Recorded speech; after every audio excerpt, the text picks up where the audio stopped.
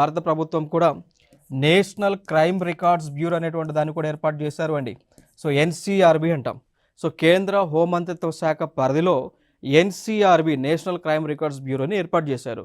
So దీనిలో ఏముంటుంది అంటే ఎవరైతే నేరాలు చేస్తుంటారో ఆ నేరస్తుల యొక్క సమాచారం అంతా కూడా దీంట్లో ఉంటుంది. సో దీనిలో ఉన్నటువంటి ఇన్ఫర్మేషన్ని ఏ దర్యాప్తు సంస్థ అయినా కానీ యాక్సెస్ తీసుకోవచ్చు. అర్థమైందా?